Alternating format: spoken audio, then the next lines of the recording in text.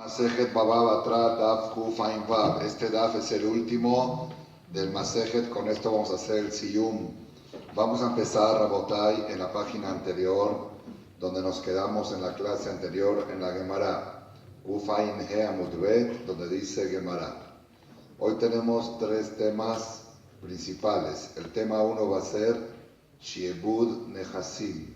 Shiebud Nehasim quiere decir el gravamen de las propiedades. Cuando una persona toma un préstamo, las propiedades quedan grabadas a ese préstamo. Hoy vamos a analizar si eso es de la Torá o es de los Jajamim.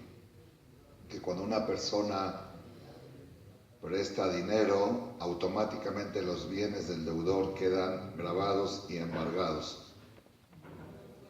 Como dijimos anteriormente, seguro que si el deudor tiene propiedades, seguramente le cobran. El hidush de embargo es si el deudor vendió las propiedades y ahora viene el acreedor a quitarle las propiedades a los compradores. Eso se llama Shibud Nehasim.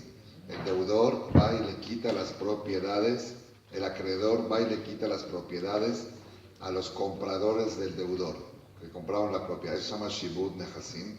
Entonces vamos a ver acá este tema principal hoy. Amar Ula, dijo Ula, Devar Torah, según la Torah, Echad mir vebishtar, ve'echad mir ve'alpe, gove mi nehasim meshubadim. Tanto que sea un préstamo documentado, o tanto que sea un préstamo verbal, puede cobrar de los bienes embargados o grabados. Maitama, ¿cuál es el motivo? Shi'aibuda de oraita.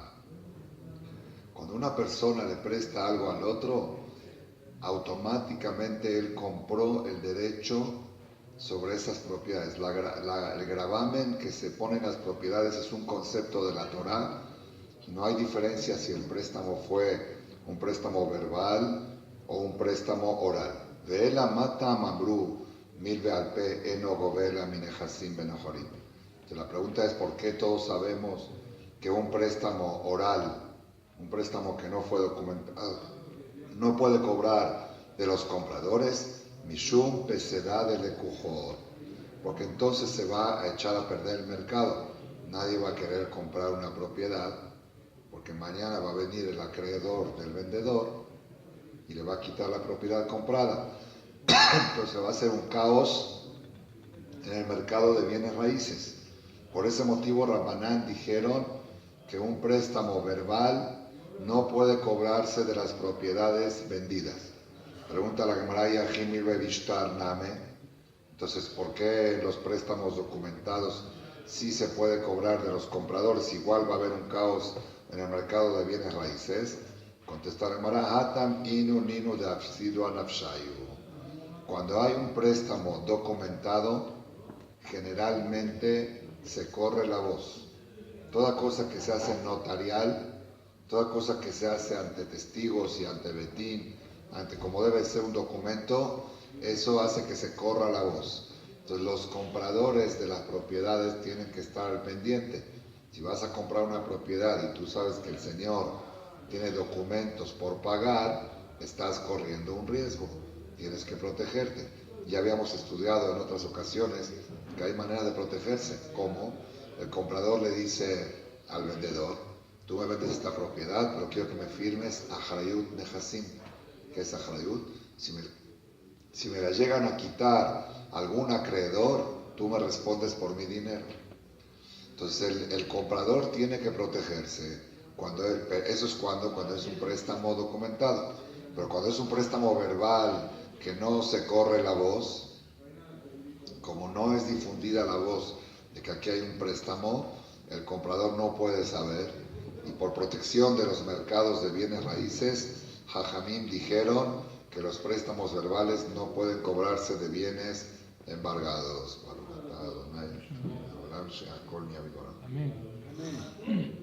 Esta es la opinión de Ula. Entonces otra vez, según Ula, el concepto de gravamen es un concepto de la Torá.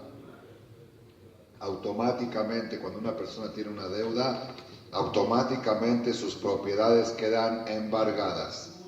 Y aun si él las llega a vender, tiene derecho el acreedor de ir y cobrarse de los compradores. Sin embargo, Jajamim hicieron una takaná que milve al P, que un préstamo oral no puedan cobrarse de los compradores para proteger el mercado. Y esa takaná no la hicieron en un préstamo documentado, porque los préstamos documentados, el comprador se puede proteger a él mismo porque corre la voz se sabe de que hay un préstamo pendiente. ¿Está bien? Esa es la opinión de Aula. Rabá dice totalmente al revés. Rabá amar devar Torah echad milve bishtar ve'echad milve al pe eno govela minechasim menechorim maitama shibud alav doraita.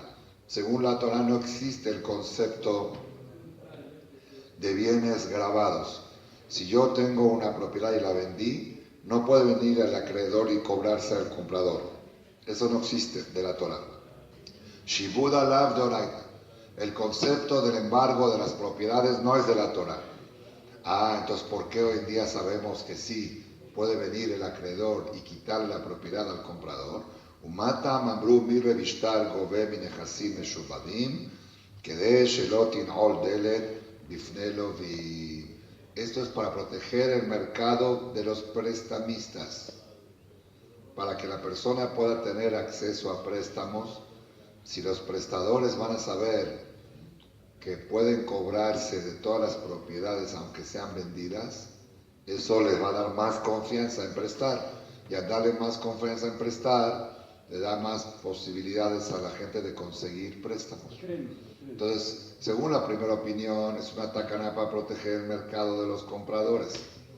De la Torah tendrían que haber sacado siempre, nada más mire al P, protegemos a los compradores.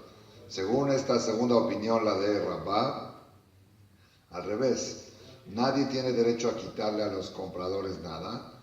¿Por qué los Jajamín dijeron que un préstamo documentado sí le quitamos a los compradores? Para abrir el mercado de los préstamos. Pregunta la Gemara, entonces, ¿qué diferencia? ¿Por qué en los préstamos verbales no le das derecho al acreedor a cobrarle al comprador? Atamlet le kala, por el mismo motivo. Quiere decir, en este punto todos están de acuerdo que la diferencia entre un préstamo documentado a un préstamo verbal es que en un préstamo documentado los compradores están enterados de que hay una deuda pendiente y al comprar la propiedad saben el riesgo que corren. Y en cambio en préstamo verbal no están enterados y por eso los Jajamim hicieron la diferencia entre un préstamo documentado y un préstamo verbal. El punto en discusión entre Aulá y Rabá es cuál es la base y cuál es la takaná. Según Aulá, la base es que en todos los casos se puede cobrar de los compradores. La takaná es que cuando es oral, verbal, no se le quita a los compradores. Y según Rabá es al revés, la base es que nunca se le puede quitar a los compradores y la takaná es que un préstamo documentado sí se le pueda quitar a los compradores. ¿Está bien? Pregunta la Gemara, ¿acaso Rabá dijo así que Shibud no es de la Torah, que el embargo no es de la Torah? Veama Rabá, si dijo Rabá, Gabú Karka y esto, Gabú Maod, ¿de qué está hablando ahí? Es un caso un poco complicado. Sí. No es tan complicado, lo vamos a decir ahorita rápido. Sí. Hay un din de que el mejor, el primogénito, recibe doble herencia. Pero esa doble herencia recibe solamente en las cosas existentes. Quiere decir, cuando el papá falleció, todas las propiedades que dejó el papá, el hijo mayor recibe doble. Pero si, por ejemplo, después de unos años el papá heredó en la tumba algo de un abuelo, llegó algo, en eso no tiene el doble el hijo. Porque solamente dice Pasuk, Bechol asher imatzelo, quieta bechor ben asenuay akir latet lo pi shenaim, Bechol asher imatzelo. En todas las cosas que el papá tenía al morir, el hijo tiene doble. Por las cosas que el papá no tenía a la hora de fallecer, el hijo no le corresponde el doble. ¿Está bien? Ahora, ¿qué pasa si el papá dejó un documento por cobrar? Dejó una deuda por cobrar. Y después de 6 meses que falleció el papá, fueron y cobraron una deuda de $1,000,000 a favor del papá que ya había fallecido. ¿Le corresponde doble al hijo o no? ¿Qué dice usted, señor? Sí. ¿Ah? ¿Esa deuda se considera algo existente o algo no existente? No, hasta que no la pague, a lo mejor no la pague. Bueno, por eso. Viene acá Rabbi dijo, Gabu karka yeshlo, Gabu maot eslo. Depende qué es lo que cobraron los huérfanos cuando fueron a cobrar la deuda. Si cobraron una propiedad inmueble, entonces nosotros la consideramos que es retroactiva, que esa propiedad estaba embargada desde que el papá prestó el dinero, y se considera que el papá les dejó esa propiedad a los hijos, y el primogénito recibe doble. Pero si cobraron dinero, maot, ahí ya no existe embargo sobre cosas muebles en lo. Entonces, ¿qué vemos acá? Vemos acá que Rabá sostiene que Shibuda de Oraita, porque el concepto para que el hijo pueda heredar el doble, tiene que ser que de Oraita le correspondía al papá esta propiedad. Entonces, si tú dices que de Oraita no le corresponde, ¿por qué el hijo primogénito va a recibir el doble? Ese caso solo. Legitima y pug de Rabá, leula, vedeula de Rabá. Y si vas a querer decir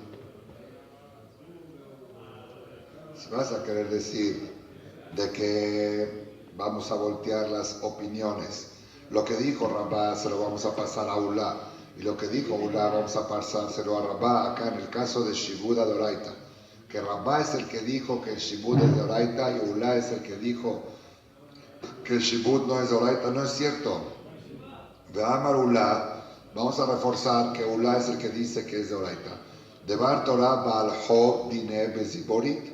Ulá dijo que de Bar Torah el Baal Job, el acreedor, tiene el derecho a cobrar solamente de las propiedades inferiores. Hay tres tipos de propiedades: Eidit, Benonit y Ziborit. La propiedad de mejor categoría, First Class, la triple A, la doble A y la A. El Baal Job puede cobrar, según la Torah, solamente de la propiedad más baja. Pero vemos acá que Baal Job puede cobrar de la propiedad, según Ulá.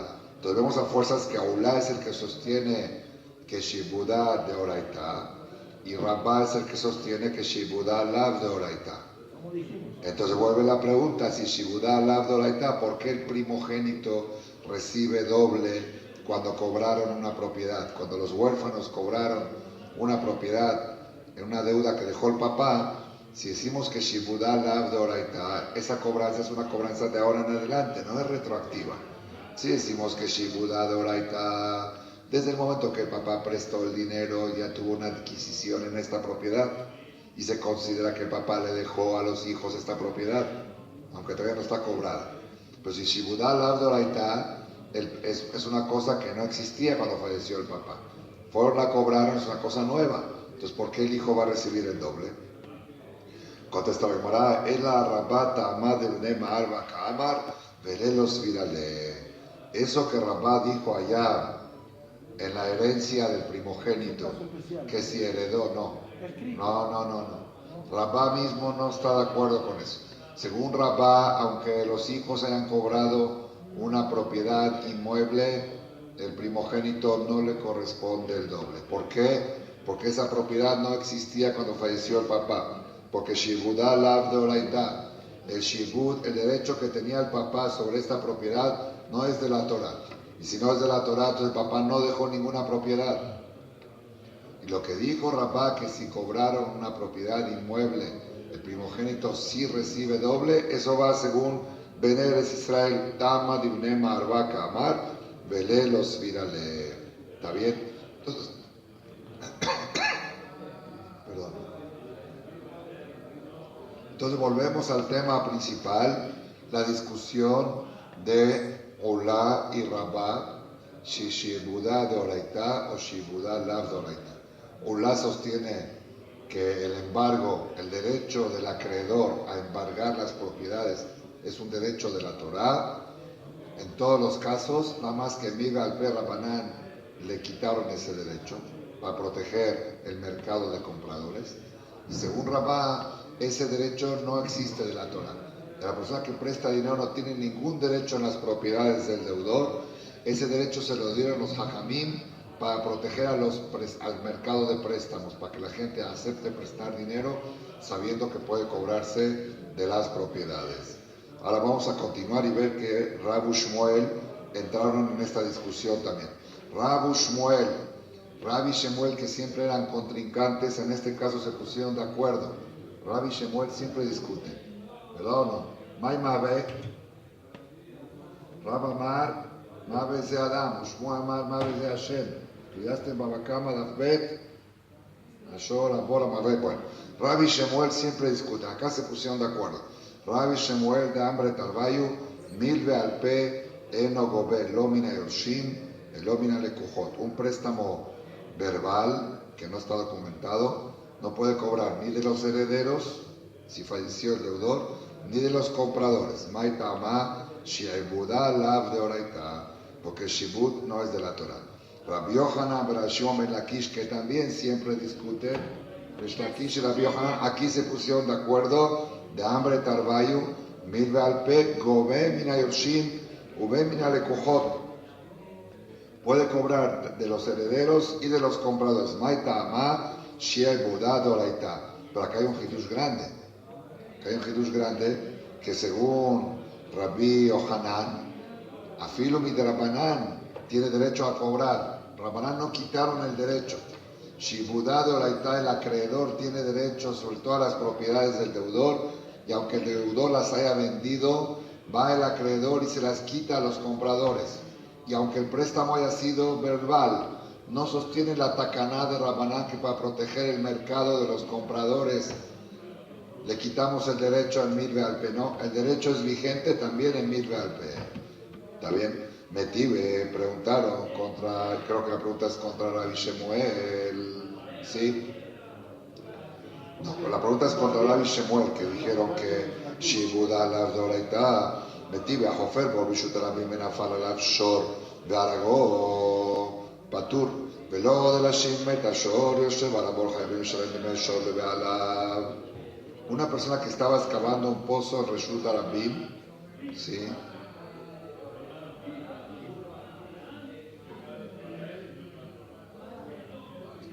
Sí. El din es, en la Torah el din es que si un toro mata a una persona, el dueño del toro tiene que pagar kofer, tiene que pagar un pidión nefesh, como que tiene un poco de responsabilidad de la muerte, del asesinato, del accidente, porque era el toro de él, ¿sí? Y él tiene que pagarle a los herederos del fallecido kofer, es un pidión nefesh, un rescate a su alma, ¿está bien? ¿Qué pasó aquí? Un señor estaba excavando un pozo en la vía pública. Jofer Bor Bishut Arabim, Babakama. Estaba excavando un pozo en la vía pública. ¿Tiene derecho la persona a excavar un pozo en la vía pública? No.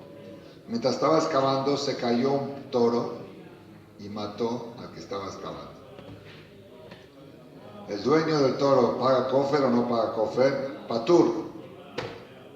Está patur. ¿Por qué? Porque ya se iba a morir. Ya era Hayamita cuando estás en el pozo. No, no era Hayamita, no.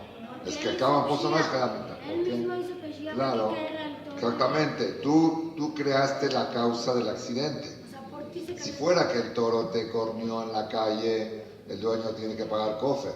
Pero acá el toro te mató porque había un pozo. Si no había el pozo, el toro no te hubiera matado. Y el pozo tú lo hiciste. ¿Está bien? Veló, y no solamente eso. ¿Qué pasa si el toro se cae encima de esta persona, lo mata y el toro se muere? La Torah dice que toda persona que excava un pozo en Reshut Arabim es responsable, tiene responsabilidad civil de todos los accidentes que haga ese pozo. Entonces, no solamente que no le van a pagar a los herederos el accidente que falleció el papá, sino que los herederos tienen que pagar el valor del toro. Velot, el Ashimet Ashor, si murió el toro, Yosheva Alabor Hayabim le Shalem de Meshor Libala. Sí, porque así es el din. La pregunta es, el señor excavó un pozo y él tiene responsabilidad civil. se cae un toro, lo mata y el toro se muere. ¿Quién tiene la responsabilidad civil? El papá. ¿Por qué los hijos van a pagar? Son los herederos. Pero No, si vimos decimos el que derecho. Shibuda, está bien si decimos que Shibuda de Oraita, entonces todo lo que debe la persona automáticamente los bienes están embargados a esa deuda, entonces todos los bienes del papá están embargados a la responsabilidad civil del toro. Pero si decimos que Shibuda Lav de Oraita, como sostiene Rabbi Shemuel y como sostiene Rabbah, que Shibuda Lav de Oraita, entonces ¿por qué los herederos van a tener que pagar la muerte del toro? Si ellos no mataron al toro, ellos no hicieron el pozo. Vimos en Pere que les dejó a sus hijos de comer. Gazal, sí, muy bien, muy bien. Eso me pende que boda bien. También aquí. No, Kaboda bien está más cuando Gazal, Porque la misma es la Amar Rabil Amar Besheamad Badin. Acá se refiere, ¿sí? Acá se refiere que ya habían demandado al papá, hubo una demanda. Hubo una demanda al papá por haber excavado este pozo y provocado la muerte del toro. Y el Bedín ya dijeron una sentencia que este señor tiene que pagar el daño que le hizo al toro. Entonces, cuando hay una sentencia de Bedín, explica Rashbam, cuando hay una sentencia de Bedín se considera una deuda documentada. Y una deuda documentada puede cobrar de los bienes embargados por la tacaná de los hajamim. Pregunta a la mamá de Aragó, Katane, muy bien, Yom Tov, muy bien, 10 pesos más. Te voy a descontar 10 por llegar tarde y agregar 10 por esta pregunta. Pregunta a la Gemara de Aragó, Katane. Si acá dice que el toro se cayó y lo mató al Señor, si lo mató, ¿cómo lo van a llevarlo a hacer al Betín? ¿Cómo van a llevar al Señor al Betín porque mató al toro si el toro lo mató primero a él?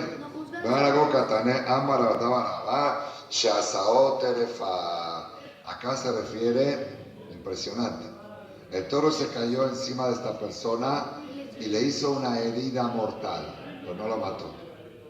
Le perforó algo, le hizo terefá, le perforó al pulmón o algo al señor que quedó herido mortal, pero él se murió después de 2 semanas.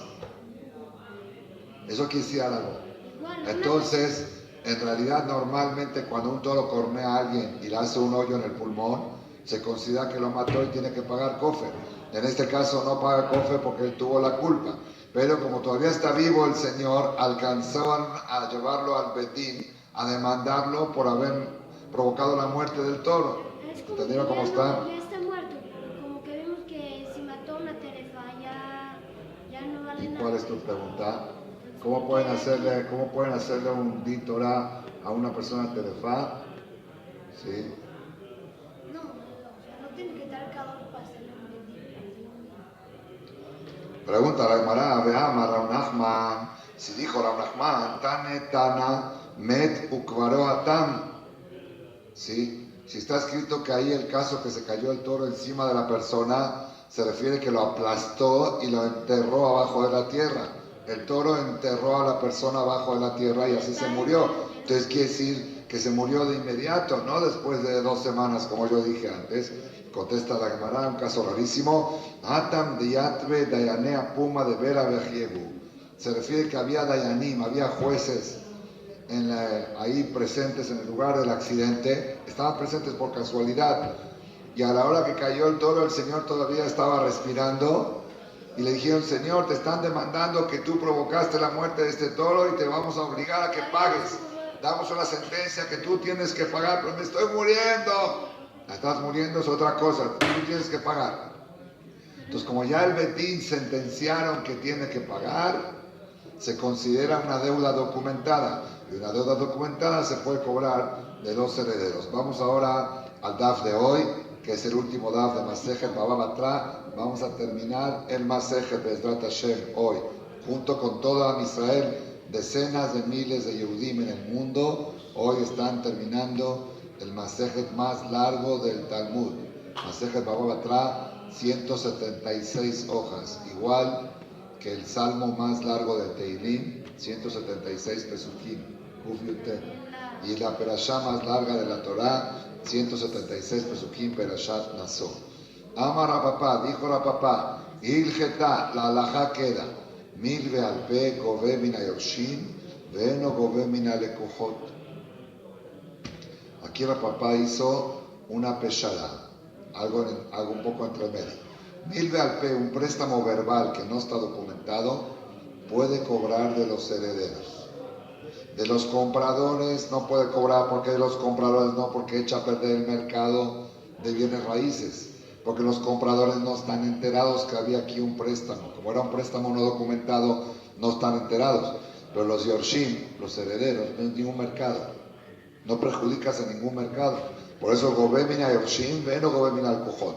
Gove mina yorshim, que de shilotin odel bifnelovin, cobra de los herederos para no cerrar la puerta al mercado de los préstamos. Se entiende de aquí que la papá sostiene Shibuda Lav de Oraita. Se entiende aquí que cobra solamente por este motivo. De Eno Gove viene al Cujot y no puede cobrar de los compradores de Letle Kalab. Como no tiene voz, no se enteran los compradores de que hubo un préstamo, y para proteger el mercado de los bienes raíces, Jajamim dijeron que no puede cobrarse de los compradores. De los herederos sí, de los compradores no. Aparentemente Rapapá sostiene que Shibudá es Lav Doraita. Él dijo que el motivo que cobra de los Yoshim es para el mercado de los préstamos. Avanzamos un poquito más. Dijimos en la Mishnah,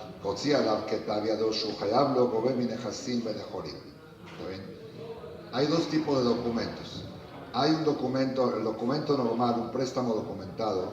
Los testigos escriben así: Anan Saade, nosotros atestiguamos cómo fulano de tal le prestó a fulano de tal el día tal, en el lugar tal, la cantidad tal de dinero, y le prometió pagar en 60 días. Entonces, ¿quién está escribiendo el documento? Los testigos. Los testigos, ellos son los que están hablando, como en la Ketubá. En la Ketubá, cuando el Jajam lee la Ketubá, dice: Anan Saade, Ejahatan, Anaim, Geza, Shashuim, Baruch, Mibanim, Amar, la Kalá, Betulá. Nosotros somos testigos como el novio le dijo a la novia, Areat Mekudeshetli. Eso es un documento normal. Hay otro tipo de documento que no tiene la misma fuerza que un documento. ¿Cuál es? Cuando el mismo deudor escribe: yo tomé prestado de fulano la cantidad tal.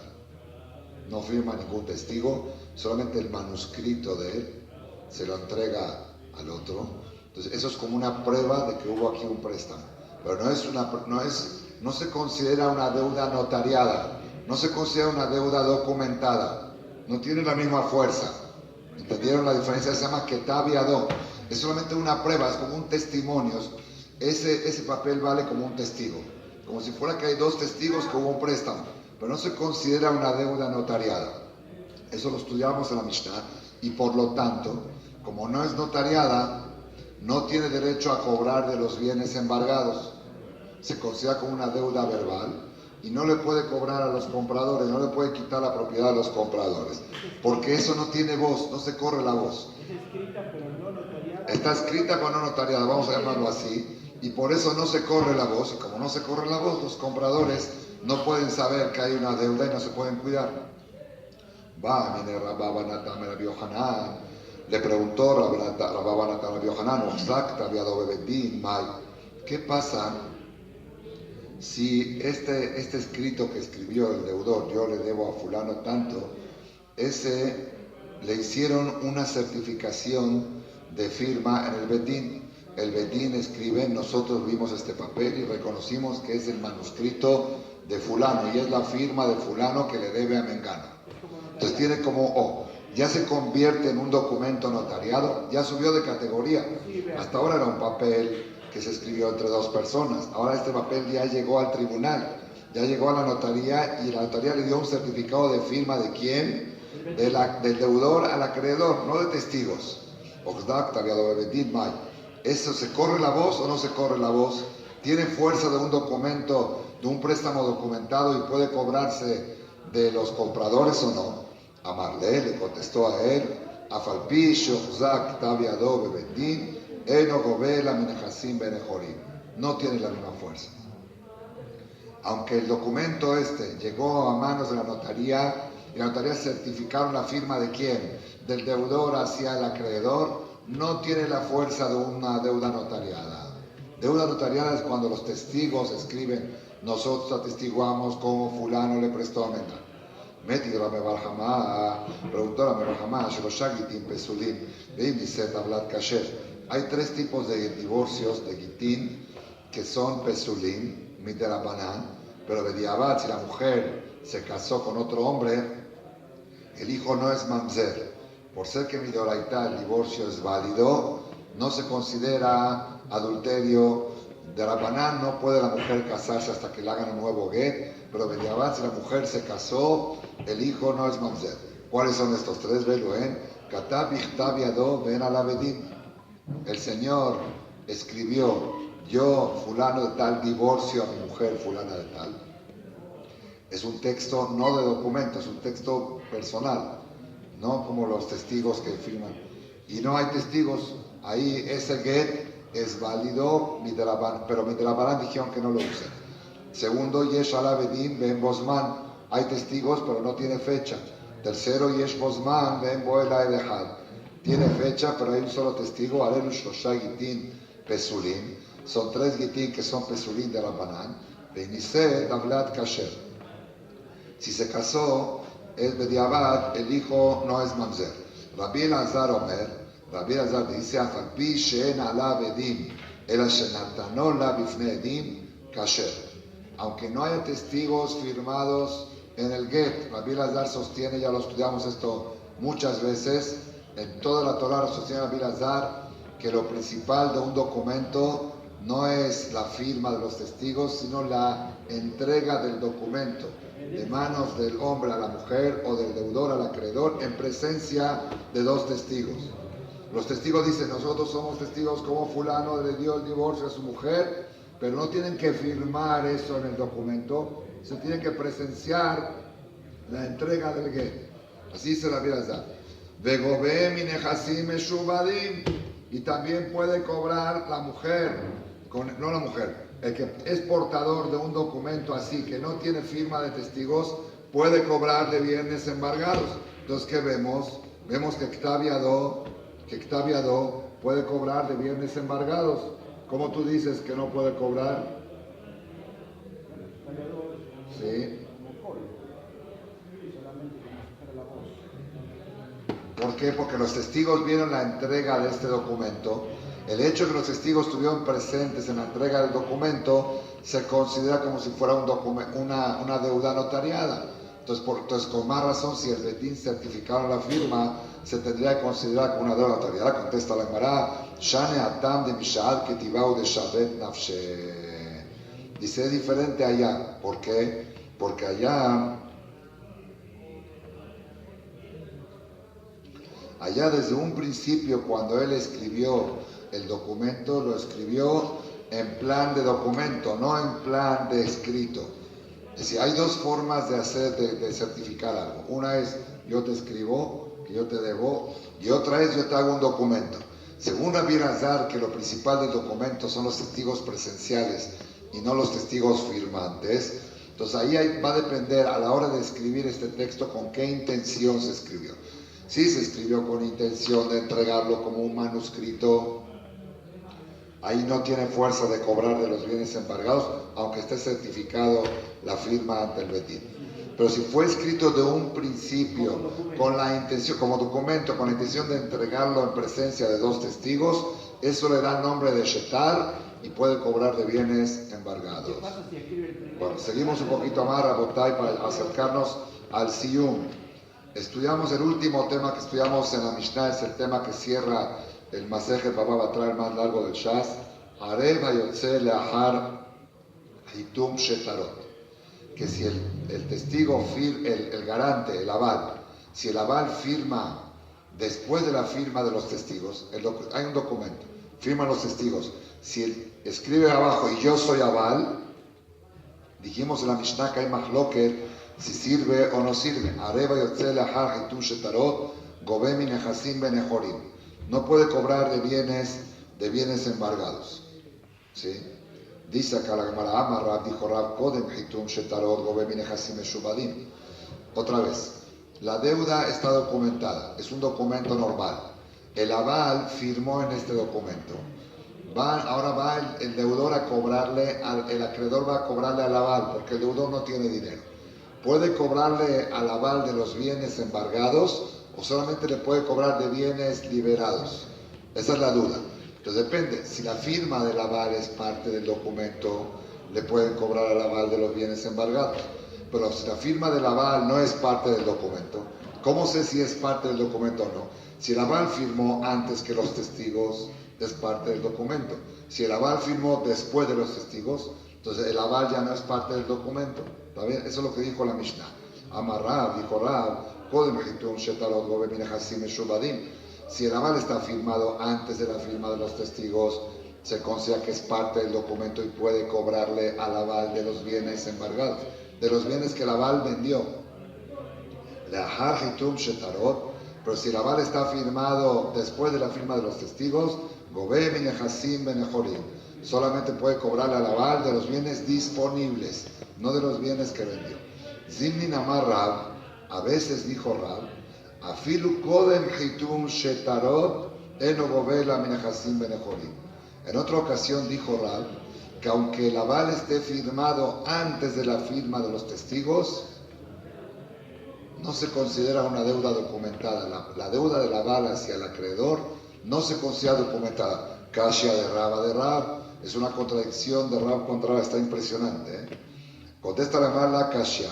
Ade katabe ploni arev, ade katabe u ploni arev. La vav. Vav hibur, lo que hace una vav. Yo conozco un Hazán aquí. Lo tengo que corregir, pero todavía no le pude decir.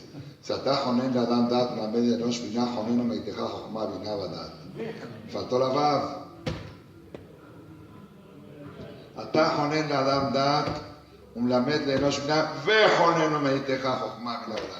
Igual pasó aquí con el areb este.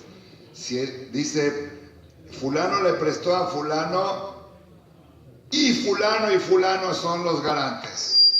Como puso la I, es parte del documento. Si no puso la I, si dijo, fulano le prestó a fulano es su garante, no es parte del documento, faltó la vav. No, firmó todo arriba, está todo bien, nada más faltó una vav. La vav que falta interrumpe entre una cosa y otra, está impresionante esto, ¿está bien? Ahora katabe ploniare, katabe u ploniare.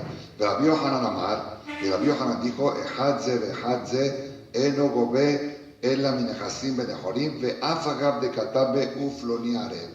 Rabbi Yohanan sostiene que aunque tenga todo a favor, estuvo antes de la firma de los testigos y puso el aval, Rabbi Yohanan sostiene que el aval siempre se considera una deuda aparte de la deuda de él. Aunque la deuda sea una deuda documentada, el aval es un compromiso externo al documento y no tiene derecho a cobrar de Nehasim Meshubadim. ¿Sí? Meti Rabá, preguntó Rabá, Edim Hatunim al Sheilat Shalom Lege, Pasul Hashem Hashem al Sheilat Shalom Hatmu, Vama Rabbi Raúl, Edim Farshelen Rabbi Yohanan, Sheilu Pasul, Sheilu Kashef, Achanam de Katab Peloniare, Sheilu Pasul, Sheilu Kashef, Achanam de Katab Peloniare, Yahi Ainu de Rad, Ima Vejena Rabbi Yohanan. Ahí está escrito qué pasó. Una persona escribió un get que decía, nosotros somos testigos, como fulano de tal nos dijo, escríbanle el divorcio a mi esposa y mándenle saludos. Así agregó al final del get. Y mándenle saludos a la señora. Y los testigos firman. Y los testigos firmaron por el saludo, no por el divorcio. Así dice. Los testigos firmaron que el Señor le mandó saludos a la mujer. No firmaron por el get. Dice, depende. Si puso Veshailu, si puso y mándenle saludos, entonces kasher, porque la firma de los testigos va sobre todo. Pero si puso mándenle saludos, decimos que los testigos firmaron sobre lo último. Igual pasa con el caso de Areb.